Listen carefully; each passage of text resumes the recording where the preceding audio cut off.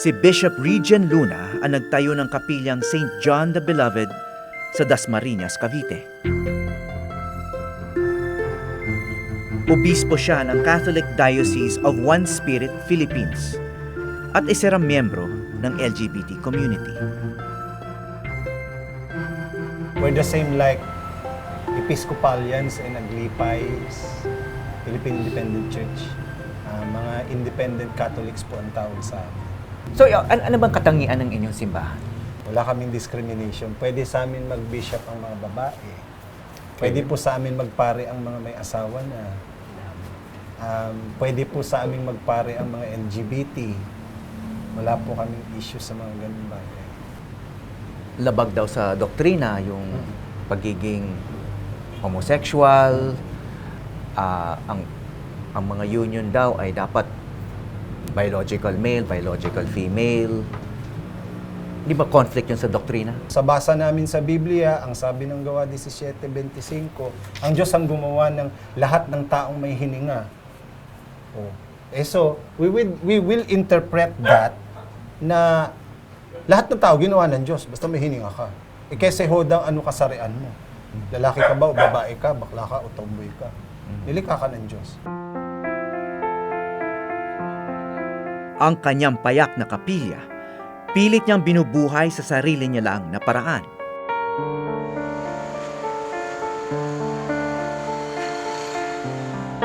Bago siya nagtayo ng sariling simbahan, 10 taon siyang born-again Christian. Naging leader ako doon and everything. Tapos, nakaranas ako ng discrimination doon sa pastor namin mismo. At sabi ng pastor namin, magpatingin ka sa psychologist para gumaling yung pagkabakla mo. Sabi sa akin ni pastor. Kasi talagang ang problema ng mga religious groups ngayon ay hindi nila alam how to handle LGBT people in their churches. So, that's how I see it. Karamihan For ay straights. for straights. At ang doktrina nila ay anti-LGBT.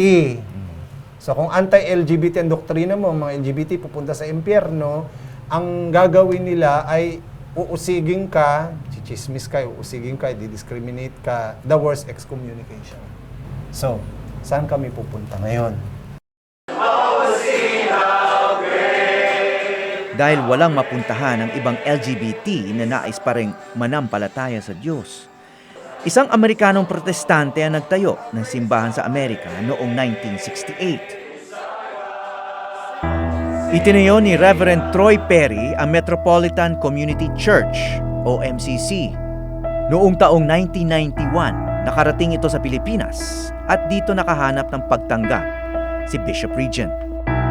Katunayan, isa ang MCC sa mga unang nagsagawa ng Pride March sa Pilipinas at sa buong Southeast Asia.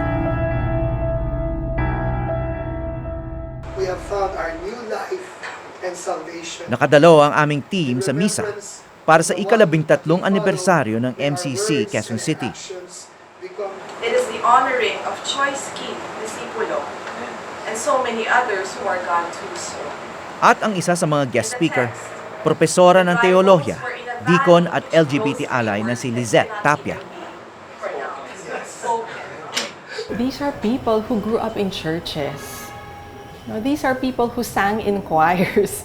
These are people whose friends are also in church. And actually, alam mo na yung Pilipino, napaka-spiritual, napaka-religious. Tuwing linggo, tuwing nagse-celebrate, tuwing malungkot, pumupunta sa Diyos, lumalapit sa Diyos.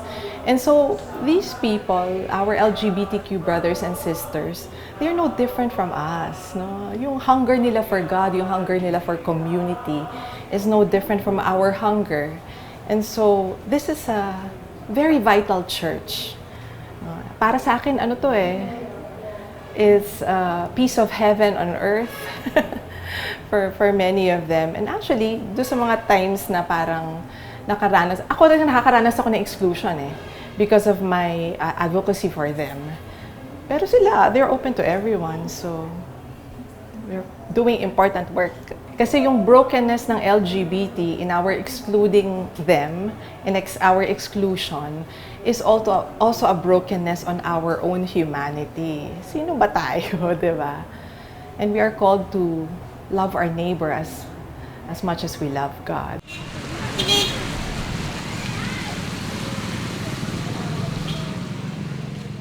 isang lugar na matatakbuhan ng LGBT community ang itinayo ni Bishop Regent.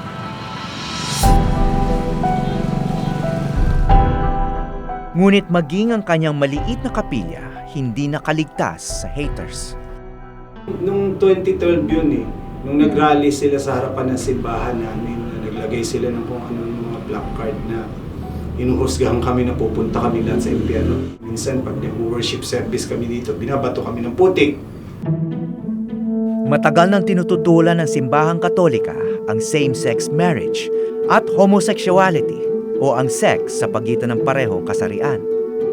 Kaya nagulat ang mundo nang si Pope Francis na mismo ang nagbigay ng positibong pahayag ukol sa mga LGBT.